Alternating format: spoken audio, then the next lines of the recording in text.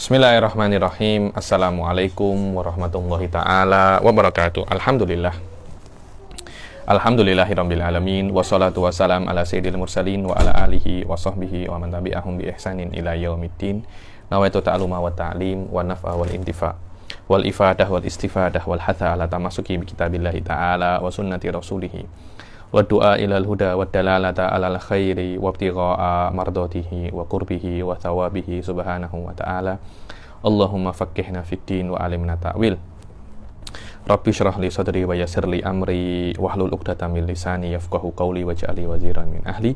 Bismillahirrahmanirrahim. Bismillahirrahmanirrahim. Alhamdulillah kita jumpa lagi di kelas ke-7 daripada kitab Al-Ibtihaj fi Mustalah Al-Minhaj. Walaupun sudah hatam kitab itu, akan tetapi ada beberapa maudhu yang saya kira kena kita baca, yaitu kita ambil daripada kitab sampingnya Sulamul Muta'allimul Muhtaj, yang berkaitan tentang istilah tuhfah, nihayah, wa mughni.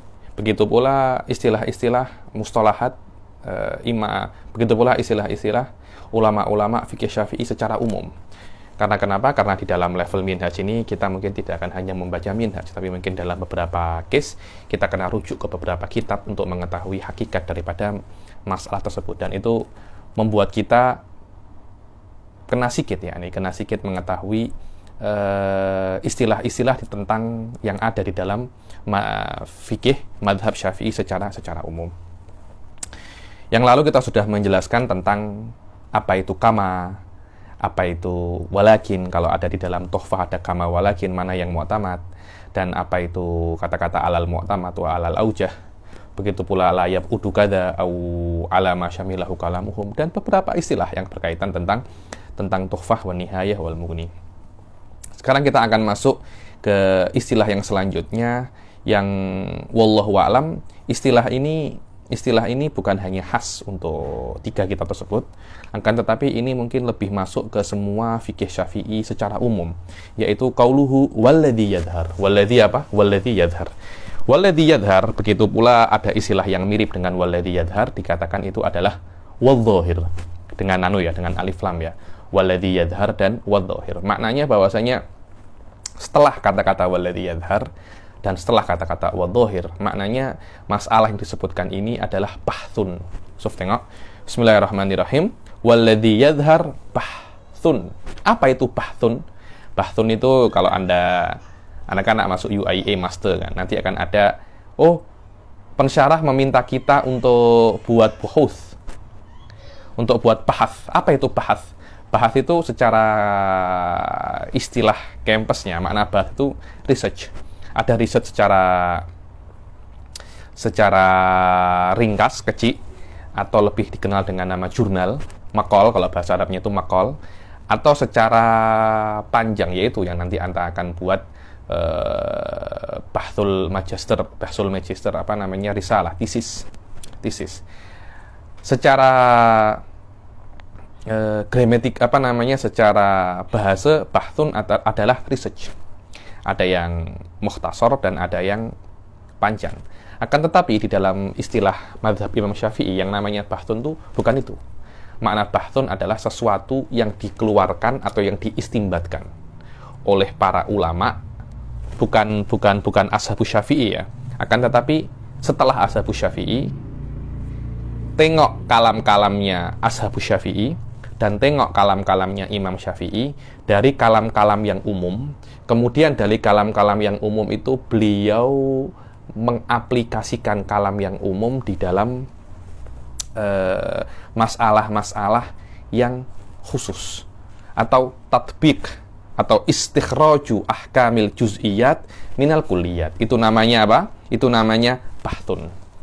Wa huwa ma yufhamu fahman wadihan minal kalamil am lil ashab al mangkul an sahibil madhab binaklin am. Dibilang bahthun adalah sebuah masalah yang difahami secara jelas.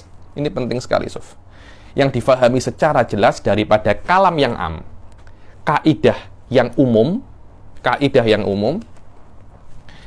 Bagi ashab al-mangkul, bagi kalam ini dipahami daripada ashabus Syafi'i, yang mana kalam ini dinukil oleh ashab daripada Imam Syafi'i secara umum, bukan secara khusus di dalam masalah yang Anda nak bahas secara spesifik. Sering saya misalkan tentang makan daging jerapah. Kalau Anda nak mengetahui hukum daging jerapah, Anda tidak mengetahui tentang nas daripada hukum makan daging jerapah secara spesifik. Anda cari-cari dalam ashabus Syafi'i atau di dalam pendapatnya Imam Syafi'i, tidak ada satupun dari mereka yang berbicara tentang jerapah. Akan tetapi ada beberapa nusus yang mengatakan bahwasanya hewan yang tidak mempunyai taring semuanya halal. Lah, yang tidak mempunyai taring ini di antara masodiknya, yang tidak mempunyai hewan yang tidak mempunyai taring. Di dalam mantik ini namanya adalah mafhumun am. Makna mafhumun am, dia itu kulli yang hanya ada di otak. Kemudian ada masodiknya. Ada apa namanya? Ada masodiknya. Masodiknya maknanya aplikasi daripada hewan yang tidak mempunyai taring. Dan di antara hewan yang tidak mempunyai taring adalah jerapah ini.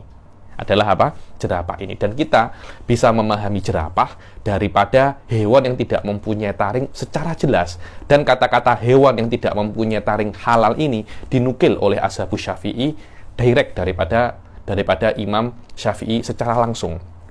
Cuma tidak ada kata-kata yang mengatakan bahwasanya jerapah itu halal. Yang ada adalah hewan yang tidak mempunyai taring itu halal. Kemudian para ulama setelah ashabus Syafi'i itu melihat bahwasanya kita bisa memahami jerapah di antara hukum hewan yang tidak mempunyai taring. Itulah yang namanya bahthun. Itulah yang namanya apa? Itulah yang namanya bahthun. Jadi semacam bahthun itu menampakkan hal-hal yang juz'i daripada nususul kulliyah. Dan ini memerlukan apa namanya? Dan ini menurut saya memerlukan keahlian yang khusus ya, untuk memahami apa saja yang kulli dan apa saja yang juz'i. Dan inilah makna buhuth di dalam mazhab Imam Syafi'i. Buhuth adalah hal-hal yang difahami daripada naqlun am yang tidak ada nususnya secara juz'i, secara spesifik di dalam mazhab. Seperti tadi itu, makan daging jerapah bisa difahami secara kulli daripada hukum halalnya memakan hewan yang tidak bertaring. Ini penting sekali tahu. Wallahu a'lam, ini penting sekali karena rata-rata di dalam kitab-kitab fikih itu wa bahatsahu ba'dhum wa fihi bahthun. Apa itu bahthun? Ya ini maknanya bahthun.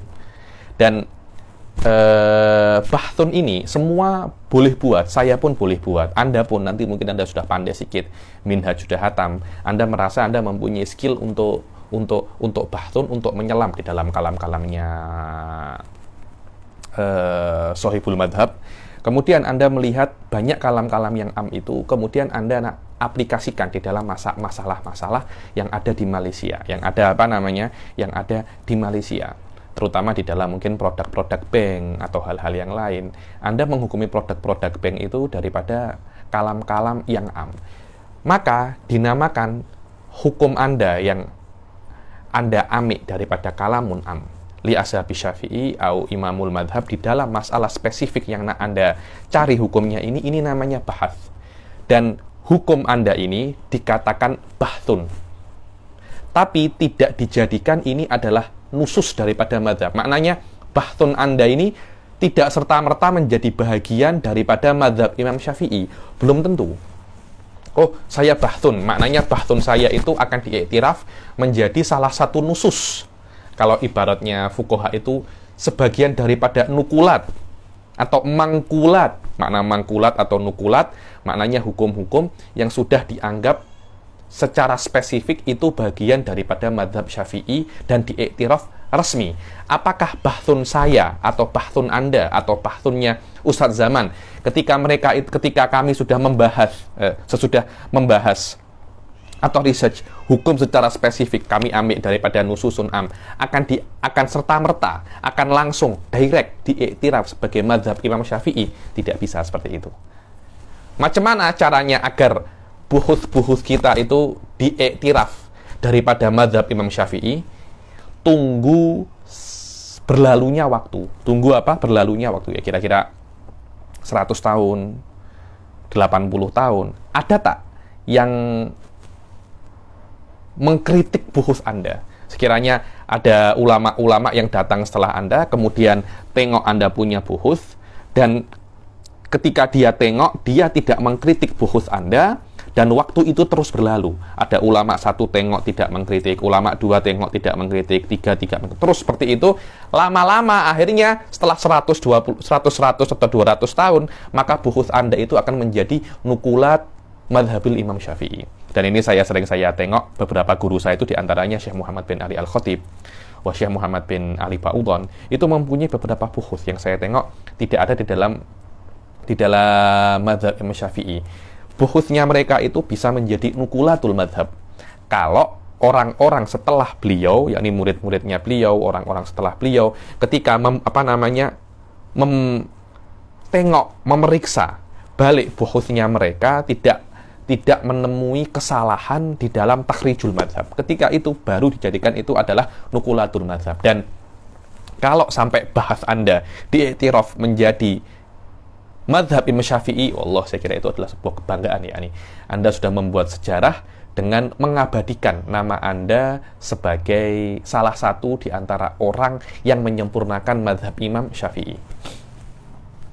Walladhi yadhar bahthun wa huwa ma yufhamu fahman wadihan minal kalamil amlil ashab al-mangkul an sahibil madhabi naklin am.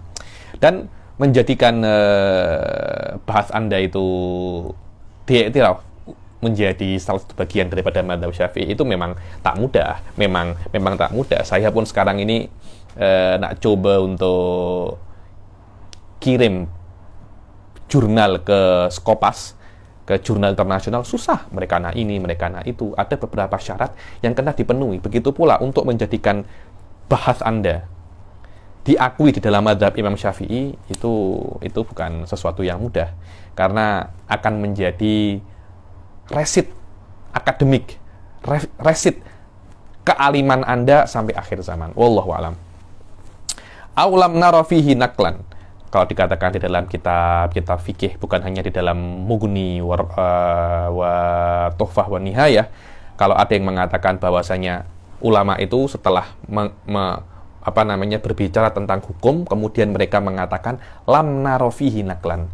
Hukum ini kami tidak menemukan nakal atau nas secara spesifik. Maknanya kami tidak menemukan nas di dalam hukum ini, maknanya nas secara spesifik.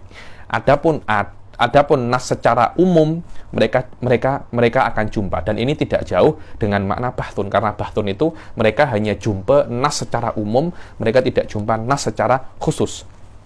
Aw lam nara fihi naklan yuriduna naklan khos. Maknanya lam nara fihi naklan itu mereka tidak menemui nas yang khusus menjelaskan tentang hukum di dalam masalah ini, tapi mereka menemukan nas secara umum macam tadi itu. Ketika mereka nak bahas hukum jerapah, mereka tidak melihat nas secara khusus bahwasanya Imam Syafi'i berbicara tentang jerapah, tidak ada, tapi ada nas secara umum Imam Syafi'i berbicara tentang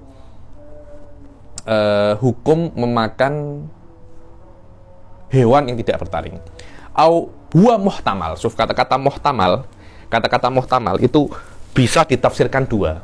Bisa Anda baca huwa muhtamalun dan bisa huwa muhtamilun. Dan dua harokat ini, dua cara membaca ini, satunya menandakan bahwasanya masalah ini muhtamad, yang satunya lagi menandakan bahwasanya masalah ini dhaif. Mana yang muhtamad, mana yang dhaif? Kalau Anda baca huwa muhtamalun, contohnya saya cakap memakan jerapah, Imam Adro'i mengatakan memakan jerapah itu hukumnya halal, titik. Kemudian saya mengatakan huwa muhtamalun.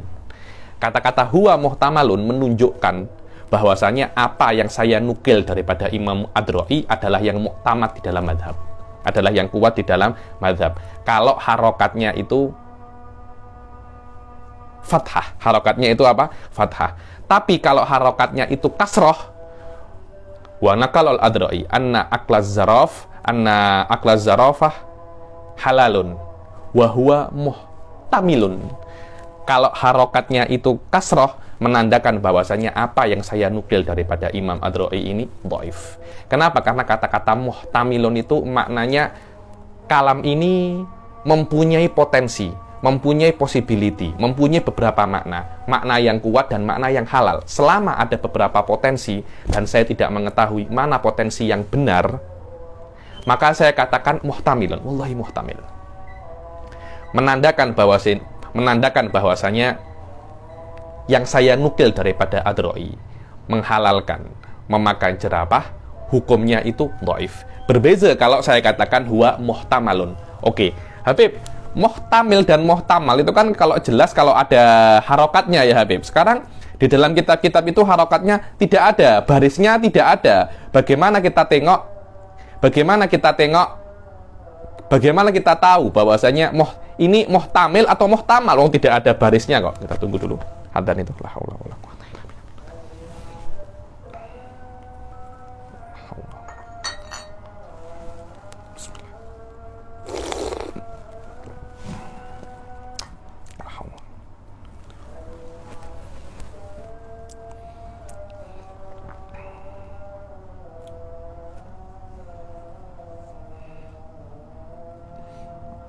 La haula wala quwwata.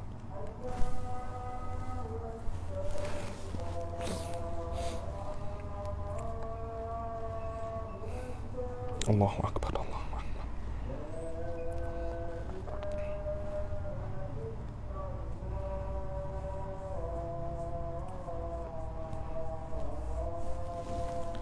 La ilaha illallah Muhammadur Rasulullah. Oke. Terus dari mana ya Habib kita itu bisa mengetahui harokat daripada muhtamil atau muhtamal ini selama tidak ada harokatnya? Anda tengok, apakah kata-kata muhtamil itu sebelumnya ada kata-kata yang menunjukkan bahwasanya kalam ini mu'tamad. Contohnya wa alal mu'tamad kama naqalahul Adroi anna aklaz zarafah halalun wa huwa muhtamal. Kalau sebelumnya ada kata-kata yang menunjukkan bahwasanya pendapat ini mu'tamad, maka harokatnya muhtamal dengan fathah. Kalau sebelumnya ada kata-kata yang menunjukkan itu adalah dhaif, maka harokatnya muhtamal itu menggunakan apa? Menggunakan kasrah, wa huwa muhtamil. Habib, tidak ada kata-kata menunjukkan mu'tamad dan tidak ada kata-kata menunjukkan itu dhaif. Maka ketika itu Anda kena tengok kitab-kitab yang lain selain kitab yang Anda baca yang menjelaskan tentang masalah ini. Baru Anda bisa mengetahui harokatnya itu kasrah dan menunjukkan dhaif atau harokatnya itu fathah dan menunjukkan mu'tamad. Wallahu alam. Au huwa muhtamalun fa in dhabatuhu bi fathil mim atsaniyah fa huwa rajih. Kalau muhtamal dengan fathil mim, muhtamal, mimnya ada dua ya. Mim yang pertama mal, mim yang kedua. Kalau mim yang keduanya itu fathah, maka dia adalah rajih yang mu'tamad. Au bil kasr muhtamil fal makna dzuhtimalin marjuh. Dibilang maknanya kalam ini mempunyai potensi yang mempunyai makna yang lebih daripada satu. Salah satunya adalah makna yang marjuh. Fa in lam yadbituhu bi syai'in yalzamu muraja'ata kutubil mutaakhirin. Kalau tidak ada dhabitnya, maka wajib untuk maksudnya tidak ada yang mengatakan wa huwa muhtamal. Dhabit itu bil kasr, bi kasril mim atsaniyah atau bi fathil mim atsaniyah. Biasanya Anda akan jumpa semacam ini banyak di dalam kitab-kitab ini. Mudrak bi fathil mim atau bi dhammil mim. Muhtamal bi fathil mim atsaniyah, bi kasril mim tsaniyah. Itu namanya dhabat. Adapun harokat, jangan terlampau percaya dengan harokat. Kenapa? Karena harokat itu biasanya yang buat bukan ulama, tapi percetakan kitab, apa namanya, tokai percetakan kitab yang buat harokat itu. Fa'in lam yadbutuhu bi syai'in yalzamu muraja'ata kutubil mutaakhirin. Maka jika tidak ada dhabitnya, maknanya yang mengarang yang menulis atau ulama yang menulis muhtamil ini tidak mengatakan bi kasril mim atau bi fathil mim, maka wajib untuk tengok kitab-kitab ulama mutaakhirin yang lain. Dibilang begitu pula kalau seumpamanya muhtamal ini terjadi atau diletakkan setelah asbabut tarjih atau kalimat-kalimat yang menunjukkan tarjih seperti alal mu'tamad wa yatawajjah wa huwa wajih wa huwa muhtamal, maknanya harokatnya akan menjadi apa? Fathah.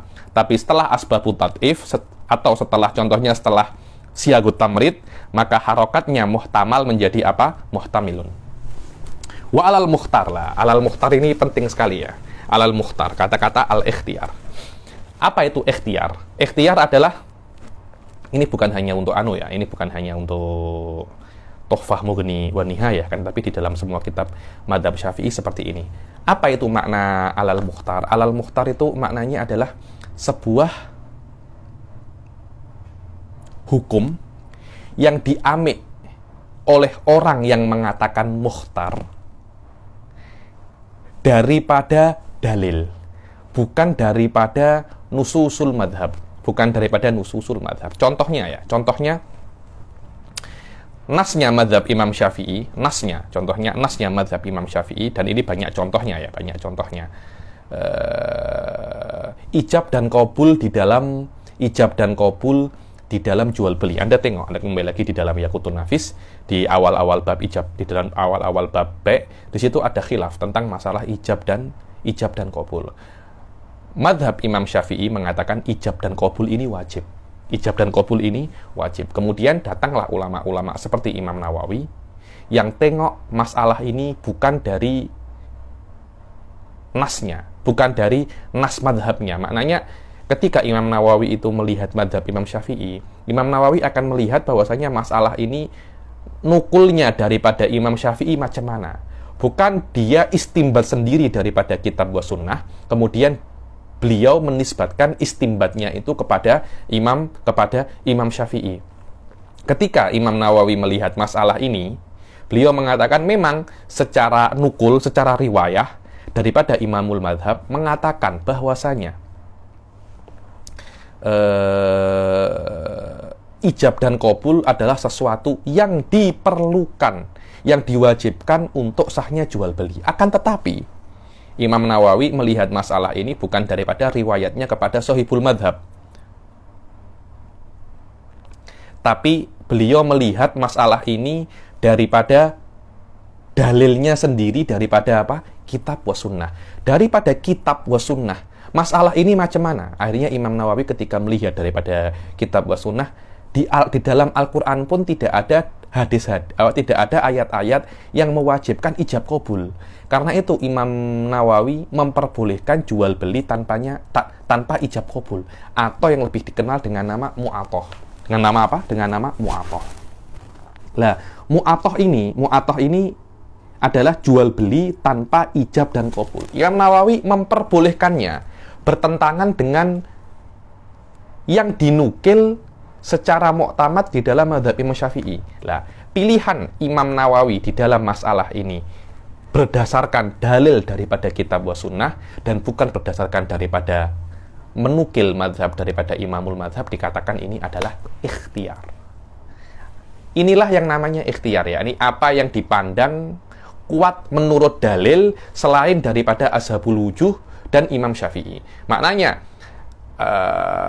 ulama-ulama setelah Ashabul Wujuh dan setelah Imam Syafi'i melihat satu masalah menggunakan kitab wa sunnah, dalil yang direct daripada kitab wa sunnah, kemudian dari dalil yang daripada kitab wa sunnah itu beliau mengambil masalah ini muktamadnya berbeza dengan apa yang sudah dikuatkan, yang dipilih oleh Imam Nawawi. Dan apa yang dipilih oleh Imam Nawawi di dalam masalah tidak diperlukannya ijab wal qabul, tidak dianggap muktamad di dalam mazhab, bahkan tidak dianggap bagian daripada mazhab Imam Syafi'i. Dan kita mengatakan ini adalah ikhtiar, ini adalah pilihan daripada Imam Nawawi itu sendiri. Tapi jangan dibawa bahwasanya ini adalah mazhab Imam Syafi'i, tapi ini adalah mazhabun Nawawi, bukan mazhabnya Syafi'i. Kenapa? Karena Imam Nawawi tidak mempunyai skill, kemampuan beliau tidak sampai untuk bisa beristimbat direct daripada kitab wa sunnah, kemudian menisbatkan hasil daripada istimbatnya kepada Imam Syafi'i. Karena Imam Syafi'i kemungkinan sudah mengetahui dalilnya Imam Nawawi, tapi dia tak ambil. Tapi dia tak ambil. Inilah yang namanya apa? Inilah yang namanya ikhtiar. Penting sekali, ya. Ikhtiar tidak dinisbatkan ke madhab, tapi dinisbatkan kepada orang yang melakukan ikhtiar tersebut. Dan setiap ikhtiar di semua kitab maknanya yaitu, kecuali satu. Kalau Imam Nawawi mengatakan ikhtiar di dalam Kitabur Raudhah. Kalau Imam Nawawi mengatakan wahada alal mukhtar di dalam Kitabur Raudhah, maknanya itu adalah mu'tamad fil madhab, bukan mu'tamad daripada dalil menurut dia, tapi mu'tamad di dalam madhab. Maknanya al-mukhtar di dalam kitabnya Raudhatut Thalibin sama dengan makna al-mu'tamad. Tapi kata-kata al-mukhtar di selain ar-raudhah, maknanya itu adalah mu'tamad dari perspektif dalil yang saya kira itu mu'tamad. Dan itu bukan mu'tamadnya madhab Syafi'i. Suf hadza fi ghayatil ahamiyah. Banyak orang-orang itu mengarang ikhtiarat tentang di dalam madhab, dan ada salah seorang senior saya di dalam Aqaf namanya Syekh Salim Al-Khatib mengarang ikhtiarat Imam Nawawi. Dia punya risalah doktorah dia di dalam Azhar, risalah PhD dia, tesis PhD dia di Azhar tentang ikhtiarat Imam Nawawi. Au alal mukhtar in kana li ghairi Nawawi fahuwa kharijun an sahibil madhab fala yu'awwalu alaihi. Dibilang ikhtiarat selain ikhtiaratnya Imam Nawawi di dalam Raudhah terutama yakni, maka itu bukan daripada madhab Imam Syafi'i, tapi di luar madhab, karena itu tidak diiktiraf dan jangan terlampau dipercaya. Jadi kalau Imam Adra'i cakap wa hadza mukhtarun indi, maknanya ini adalah pendapat Anda wahai Adra'i, ini bukan pendapatnya Syafi'i. Dan mereka itu jujur ya, ketika itu mereka melihat bahwasanya ini adalah apa yang mereka tengok daripada kitab wa sunnah secara direct, mereka tak cakap hadza madzhabu Syafi'i, tak. Ini adalah madzhab saya. Ini adalah pendapat saya, ini bukan pendapatnya Imam Syafi'i. Tapi kalau Anda nak jujur, Anda nak mengetahui bahwasanya ini adalah karena saya berbicara tentang madhab Syafi'i, saya kena mengatakan bahwasanya secara nukul, secara riwayah, madhab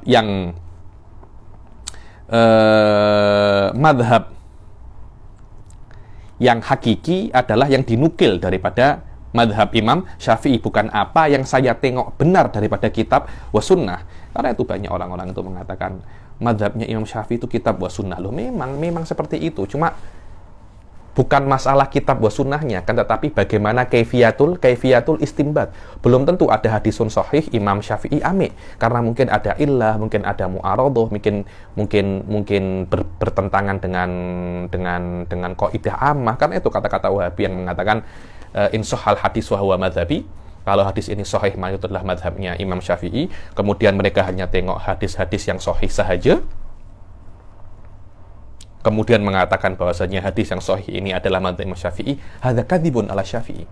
Kenapa? Karena kalau mereka langsung tengok kitab wa sunnah, kemudian mereka beristimbat, kemudian mereka menisbahkan istimbat mereka ke Imam Syafi'i, mungkin saja Imam Syafi'i ketika tengok hadis ini, Imam Syafi'i tak ame, atau istimbatnya yang salah, karena itu kita kena jujur dengan diri kita sendiri bahwasanya ketika kita tengok daripada kitab wa sunnah di dalam sebuah masalah, kita cakap ini adalah madhab saya. Adapun madhab Imam Syafi'i seperti ini. Silahkan orang nak memilih madhab anta atau madhab Imam Syafi'i. Kalau saya akan memilih madhabnya Imam Syafi'i, saya tak akan pilih madhabnya anta. Anda kena jujur. Jangan Anda tulabis ala nas. Tulabis itu menipu orang. Anda cakap ini madhab Imam Syafi'i, tapi hakikatnya ini adalah apa yang Anda langsung istimbat daripada kitab was sunnah. Karena istimbat Anda dari kitab was sunnah tidak sekuat istimbatnya Imam Syafi'i daripada kitab was sunnah. Fahuwa kharijun an sahibil madhab fala yu'awwalu alaihi wa in waqa'a lin Nawawi fir Raudhah fahuwa bi ma'nal ashah fil madhab. Adapun kata-kata alal mukhtar, jika dikatakan oleh Imam Nawawi di dalam Raudhah, maknanya itu adalah alal ashah fil madhab, ay alal mu'tamad fil madhab. La bi ma'nahul mustalah alaihi illa fi ikhtiyarihi adama karahatil musyammas fahuwa bi makna dhaif. Dibilang dan alal mukhtar di dalam Raudhah adalah alal mu'tamad, bukan maknanya alal mukhtar adalah yang ditengok daripada kitab sunnah direct, bukan itu. Khusus untuk Nawawi di dalam Raudhah, kecuali satu saja. Kecuali satu, ketika Imam Nawawi mengatakan alal mukhtar fir Raudhah di dalam masalah karahatul ma'il, ada mukarahatil ma'il musyammas. Imam Syafi'i mengatakan bahwasanya menggunakan ma'ul musyammas hukumnya makruh. Imam Nawawi di dalam Raudhah mengatakan itu tidak makruh, alal mukhtar. Itu adalah dhaif. Maknanya Imam Nawawi, mungkin di sini Imam Nawawi mengatakan tidak makruh mengatakan tidak makruhnya menggunakan air musyammas ini adalah mu'tamad di dalam mazhab Imam Nawawi, dan ini adalah pendapat yang dhaif. Itu saja yang dikritik oleh para ulama di dalam Raudhah yang dikatakan oleh Imam Nawawi. Kemudian istilah yang setelahnya waqa'a li fulanin kadza fa huwa dhaifun. Dibilang kalau di dalam kitab dikatakan waqa'a li fulanin kadza, maknanya kadza ini ya waqa'a li fulanin hillu akli zarafah. Dibilang fulan ini mengatakan halalnya makan jerapah. Maknanya itu adalah perkara yang dhaif. Kenapa? Karena ada kata-kata waqa'a. Kata-kata waqa'a itu yushir. Kata-kata waqa'a ini yushir ila terjatuhnya seseorang itu di dalam khata'. Illa an yulhikuhu bitarjihin fayakunu rajihan. Dibilang kecuali setelahnya ada semacam istidrak. Dibilang wa waqa'a li fulanin kadza wa huwa mu'tamad. Baru kata-kata waqa'a itu menunjukkan bukan terjatuh di dalam kesalahan, tapi itu adalah perkara yang benar, perkara yang mu'tamad.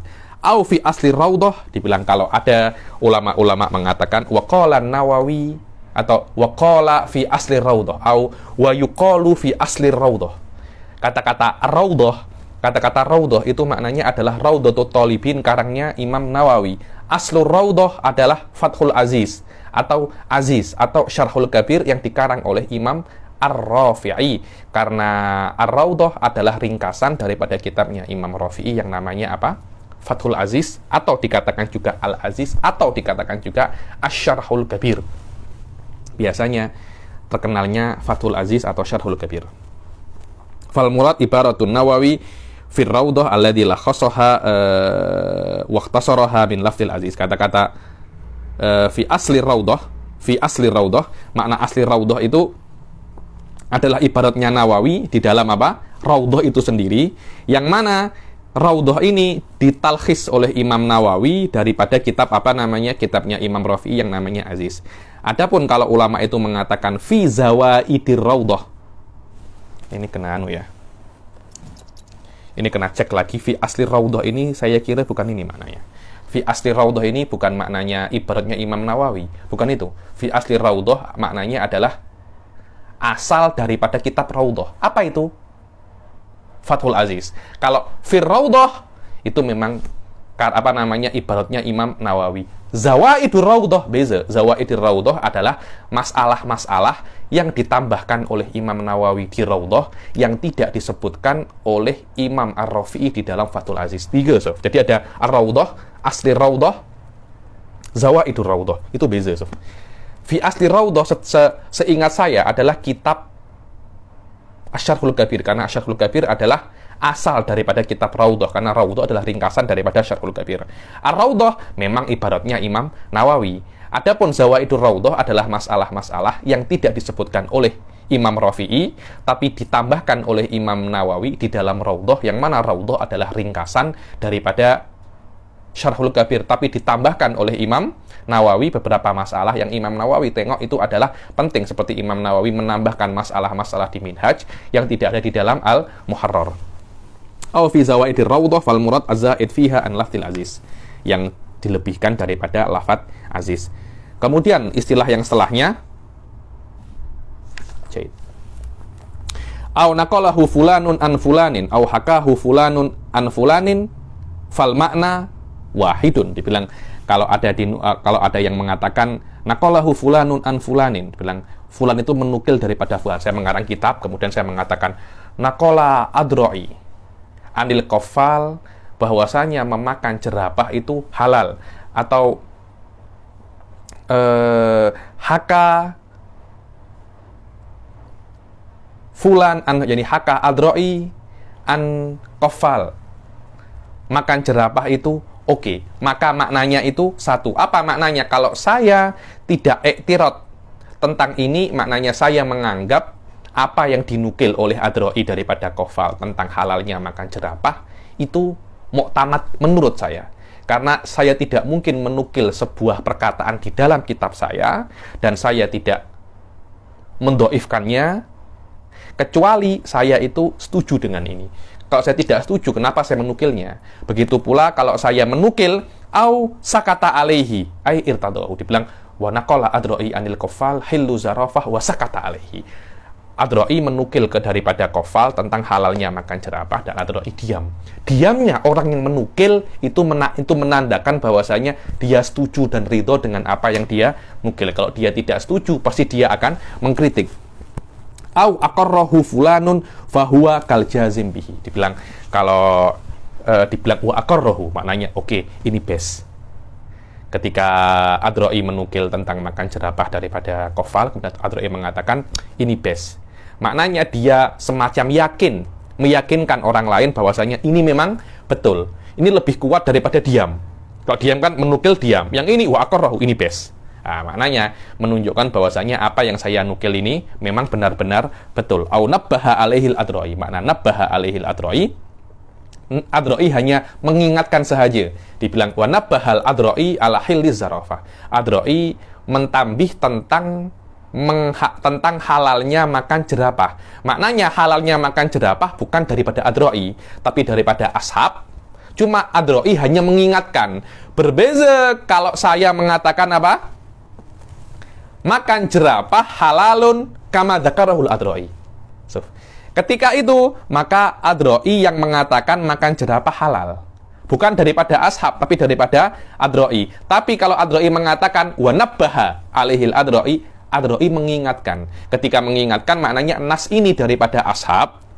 Adro'i hanya mengingatkan, jangan sampai lupa, masalah ini ada di dalam apa namanya, di dalam nukulatul ashab. Saya minum dulu.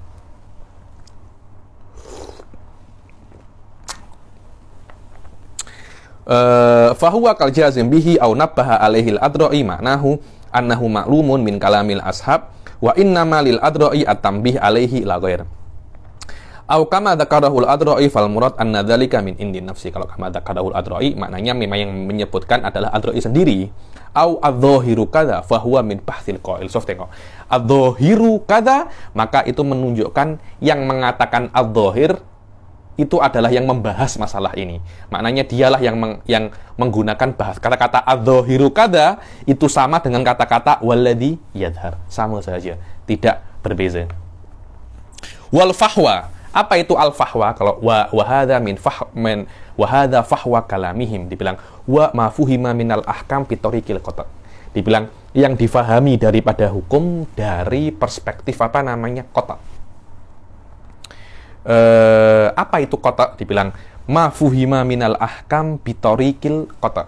Yang difahami daripada hukum dari jalan qata. Maknanya yakin. Jadi ada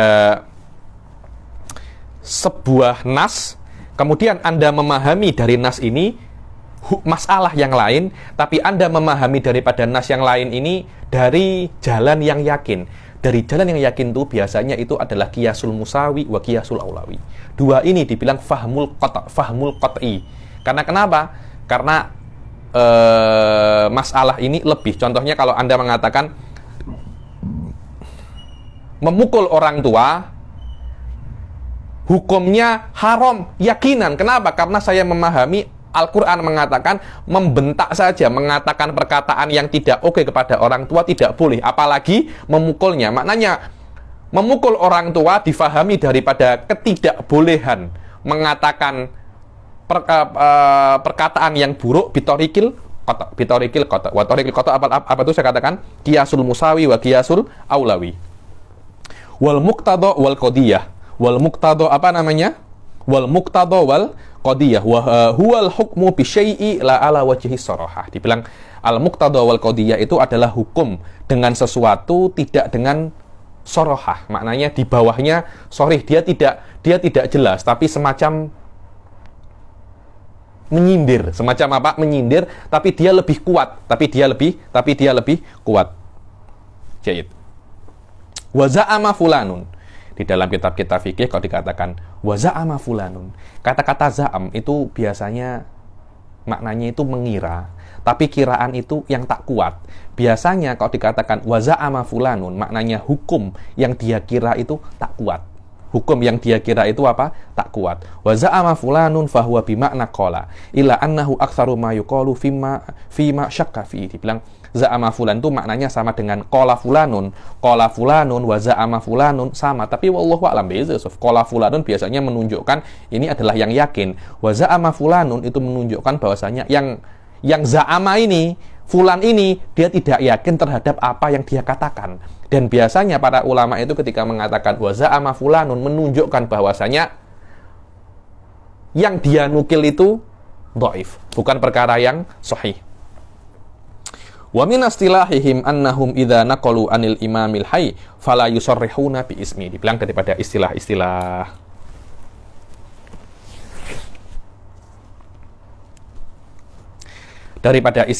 fuqaha Syafi'i, dibilang kalau mereka itu menukil daripada seorang ulama yang masih hidup, mereka tak sebutkan namanya. Takut, contohnya ya, saya menukil daripada tuk guru zaman hukum makan jerapah.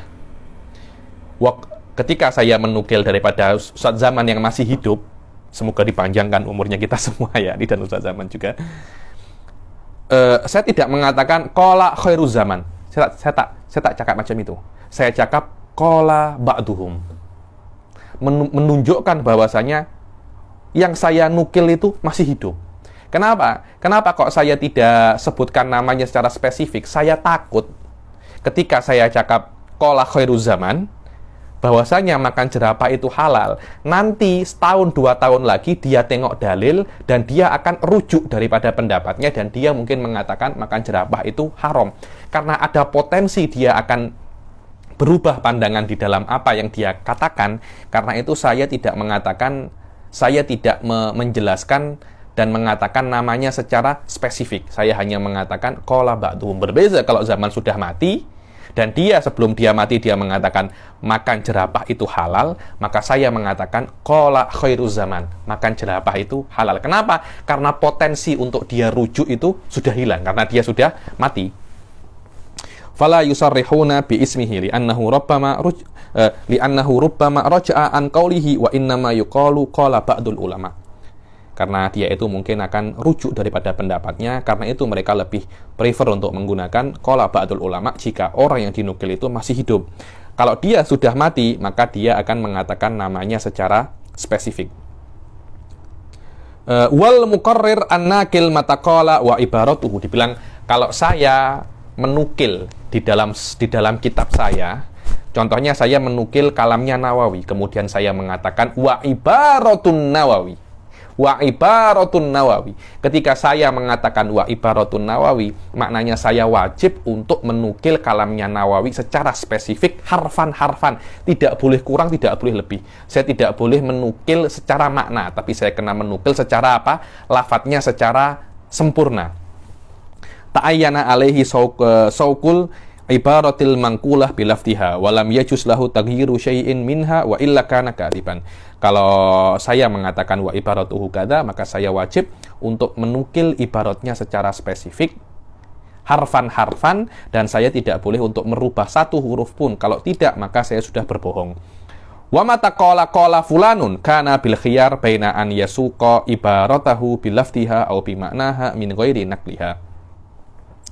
Lakin la yajuzu lahu taghyiru syai'in min ma'ani al-Fatihah. Dibilang kalau saya mengatakan qala fulanun wa qala Nawawi, di situ saya mempunyai pilihan. Saya boleh untuk menukil ibaratnya Nawawi secara spesifik harfan, atau saya menukil ibaratnya Nawawi secara maknanya sahaja. Boleh. Akan tetapi saya tidak boleh untuk merubah maknanya sedikit pun. Anda boleh menggunakan ibarat Anda, tidak menggunakan ibarat Nawawi, tapi Anda tidak boleh untuk merubah makna yang diinginkan oleh Imam Nawawi. Wa qauluhum mulakhasan fal murad bihi an ya'tiya min alfadhihi bima huwa maksud. Dibilang kalau saya menukil kalamnya Imam Nawawi intaha mulakhasan. Maknanya ibaratnya ini panjang, saya hanya ambil lafaz-lafaz yang saya perlukan di dalam masalah saya. Itu dia fal murad an ya'tiya min alfadhihi bima huwal maksud. Saya hanya ambil saya hanya ambil lafaz yang saya perlukan sahaja. Wa qauluhum wal makna kadza al muradu bihi an ta'bir at-ta'bir an lafzihi bima huwal mafhum minhu. Kalau saya cakap al makna kadza wa makna kalamun Nawawi kadza, maknanya kalau saya cakap macam itu, maknanya adalah saya mentakbirkan dengan makna sahaja, tapi saya tidak menggunakan lafadznya Imam Nawawi. Berbeza dengan mulakhoson ya. Mulakhoson saya hanya amik lafadz yang saya perlukan. Saya tidak amik maknanya, tapi saya amik lafadznya secara spesifik, tapi saya tidak amik semua lafadznya. Saya amik sebagian lafadz yang saya perlukan. Sebelumnya ada, sesudahnya ada, tapi itu saya cut.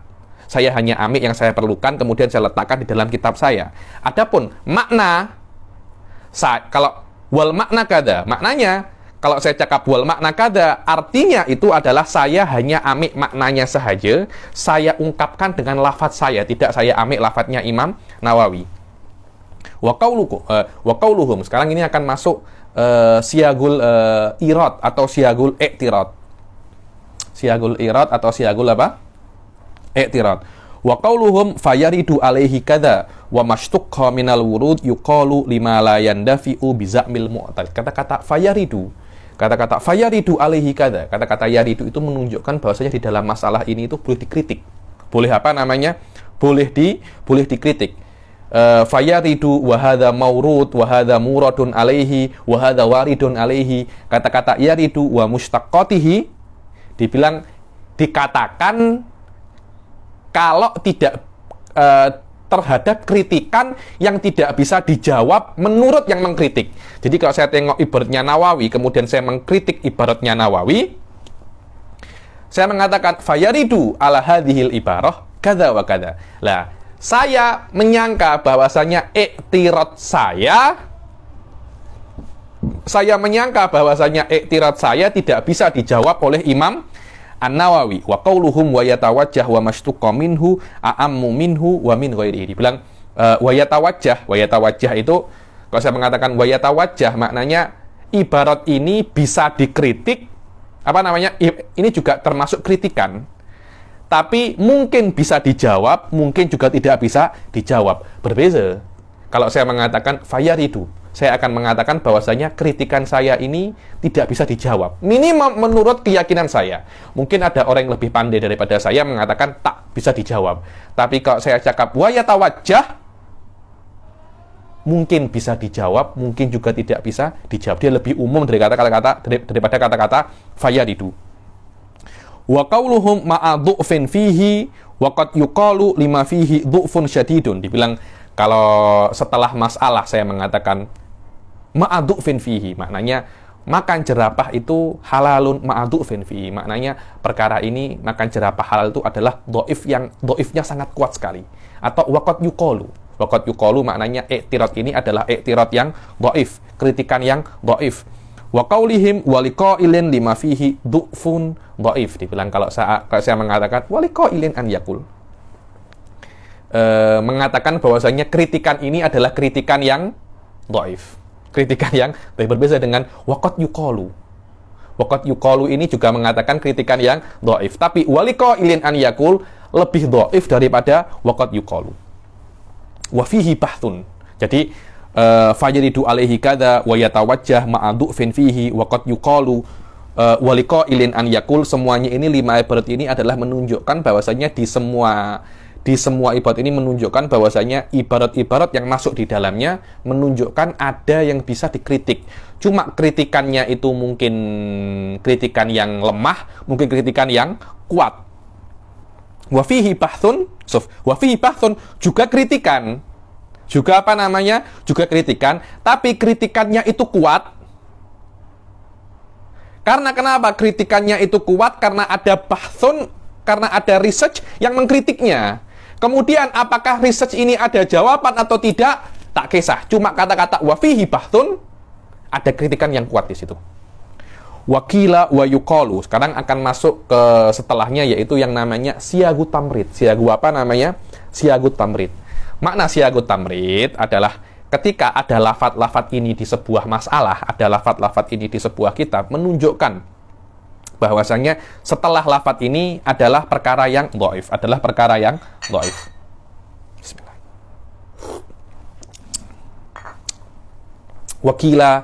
Wakila aklu zarafah halalun. Dan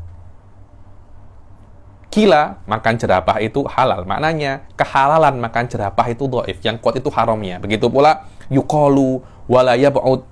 Beza Beza waqad yuqalu sama yuqalu. Waqad yuqalu itu siagul i'tirad. Yuqalu siagut tad'if. Wala yab'ud wa yumkin siagut tamrid. Siagu apa? Namanya siagut tamrid. Tadullu ala du'fi madluliha bahthan kana au jawaban. Dibilang setelah kata-kata 4 ini menunjukkan masalah ini dhaif, sawaun masalah itu sebuah jawab atau sebuah apa namanya bahas. Kalau wakila wa bahatha adro'i, maknanya bahasnya adro'i ini dhaif. Au aqulu au qultu lima huwa khosun bil qail. Aqulu apa namanya? Au aqulu au qultu lima huwa khosun bil qail. Kalau ada yang mengatakan aqulu, aku mengatakan, atau qultu, maknanya ini adalah khas bagi orang yang mengatakannya. Tidak ada orang lain yang mengatakannya. Kadangkala kalau kola itu maknanya bukan hanya saya. Tapi kalau saya mengatakan akulu atau kultu, maknanya hanya saya yang mengatakan ini. Ini original daripada saya. Au hasiluhu wa muhassoluhu au tahriruhu au tangkihuhu au nahwu dalika fa isyaratun ila kusurin fil asal au istimaluhu ala hashwin. Bilang, kalau saya di dalam kitab, kemudian saya itu menukil daripada kalamnya Imam Nawawi yang ada di dalam Raudhah. Tapi karena kalamnya itu terlampau panjang, artinya saya mengatakan wahasiluhu, au muhassoluhu, au tahriruhu, au tangkihuhu. Maknanya di dalam di dalam ibaratnya Raudhah yang asli itu ada problem. Ada kusur. Makna kusur ini ibaratnya ini tidak menunjukkan apa yang diinginkan oleh sahibul madhab. Kadangkala itu kita menginginkan sesuatu, tapi takbir kita itu, ungkapan kita itu tidak membantu. Kalau di dalam bahasa Arabnya, dalam conversation itu dikatakan khonanil ibarat. Maknanya ibarat saya mengkhianatiku. Maknanya lafadz saya tidak menunjukkan apa yang saya inginkan. Begitu pula ada beberapa, namanya juga manusia ya. Kadangkala apa yang dia tulis tidak menunjukkan apa yang dia inginkan.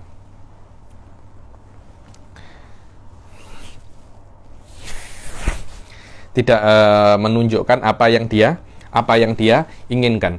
Jaya jidan. Ketika saya melihat sebuah ibarat, yang mana ibarat itu menunjukkan ada semacam kesalahan terhadap ibaratnya itu dan tidak menunjukkan apa yang diinginkan dalam sahibul madhab secara spesifik, karena itu saya tidak menukil ibaratnya secara langsung. Saya hanya mengatakan wahasiluhu untuk mengisyaratkan bahwasanya ibarat yang ibarat asal masalah ini yang ada di dalam kitab Raudhah ini ada problem atau tidak problem, cuma di situ ada masalah-masalah yang tidak masuk di dalam pembahasan. Lah, masalah-masalah asing yang masuk ke dalam pembahasan ini namanya hasyu. Hasyu ini adalah masalah-masalah yang masuk di situ, tapi seharusnya dia tidak ada kena-mengena dengan masalah ini. Au hasiluhu au muhassoluhu au tahriruhu au tangkihuhu au nahwu dzalika fa isyaratun ila kusurin fil asal aw istimaluhu ala haswin. Kemudian jahit. Ta'ammal isyaratun ila diqqatil maqam taratan wa ila khadashin fihi ukhra fa huwa isyaratun ila al-jawabil qawi. Kalau di dalam, ini sering ya di dalam kita kan disebutkan kalau ada masalah-masalah yang sedikit susah dikatakan ta'ammal. Ta'ammal. Saya sering dalam kitab-kitab ilmu kalam, hawashi yang susah-susah, ketika dikatakan fata'ammal, maknanya ketahuilah di dalam masalah ini Anda kena benar-benar berpikir secara kuat. Karena masalah ini sedikit susah. Fata'ammal, maksudnya ta'ammal isyaratun ila diqqatin fil maqam marratan. Dibilang kata-kata ta'ammal, maknanya masalah ini dalam. Jangan Anda hanya membaca, kemudian sekali membaca sudah tidak. Tapi Anda kena ulang-ulang membaca terus. Wa ila khadashin fihi ukhra. Kadangkala bukan masalah ini dalam, tapi masalah ini ada yang tak benar. Tapi kesalahannya di dalam masalah ini itu tak zahir. Anda kena benar-benar faham masalah ini dengan mendalam, baru Anda bisa untuk memahami di mana letak kesalahannya. Hati-hati ya. Jadi makna ta'amal itu menunjukkan bahwasanya masalah ini susah, atau kesalahan yang ada pada masalah ini tidak bisa difahami dengan langsung. Anda kena baca sekali, dua kali, baru Anda bisa paham di mana letak kesalahannya secara spesifik. Fahuwa isyaratun ilal jawabil qawi.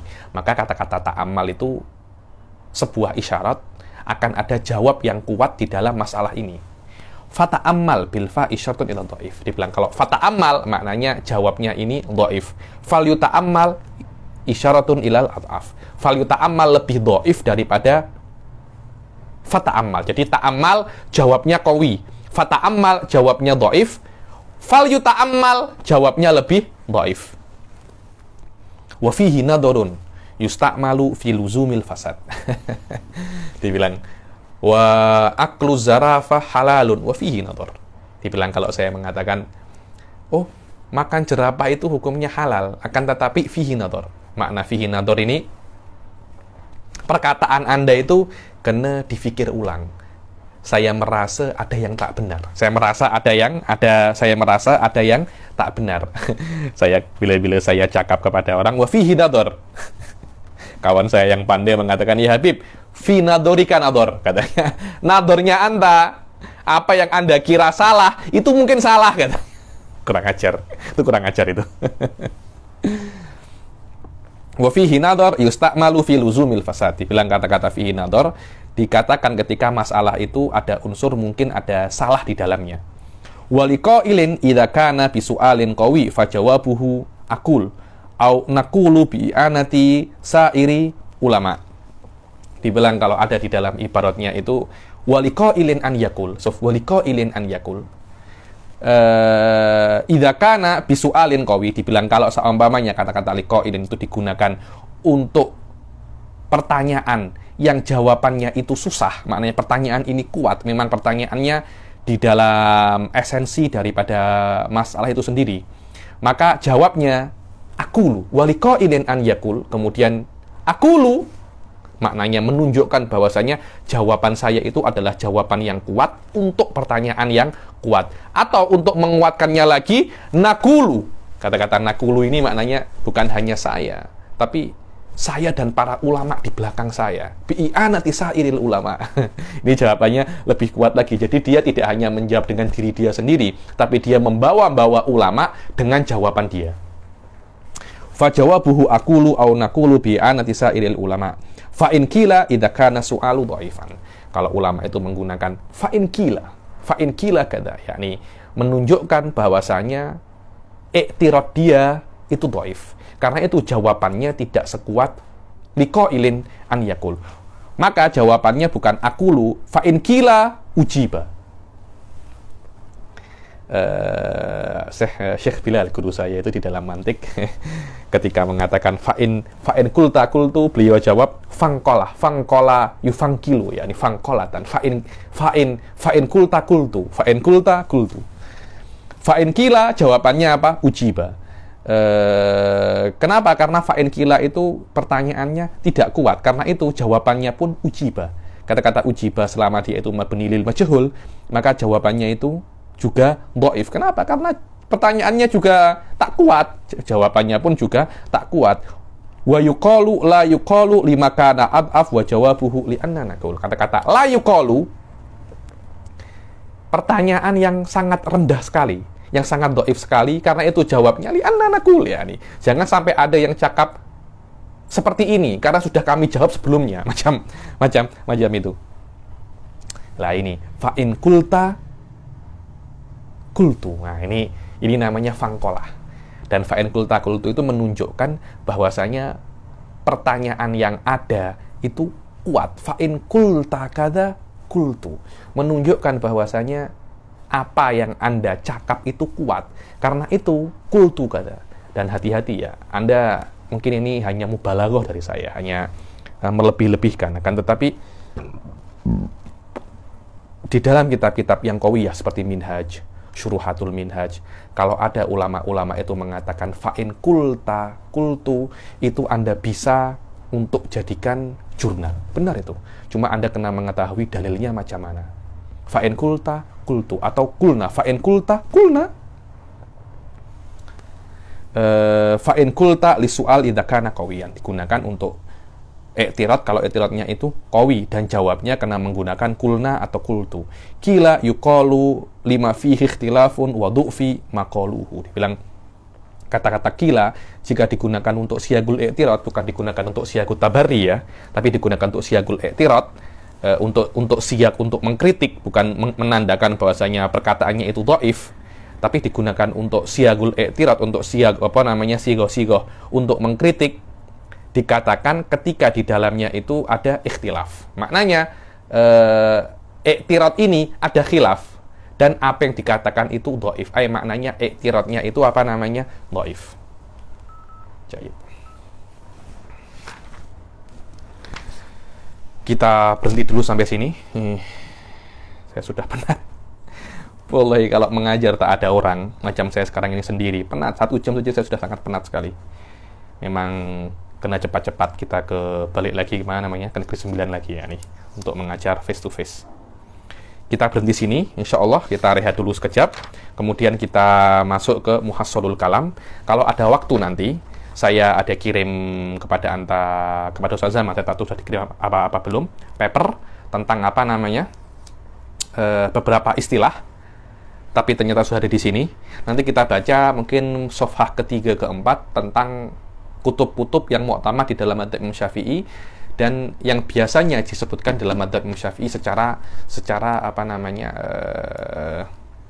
sardan, cepat saja. Dan insya Allah kita selesaikan kelas ini di sesi yang setelahnya. Wabillahi taufiq wal hidayah, waridha wal inayah. Assalamualaikum warahmatullahi taala wabarakatuh.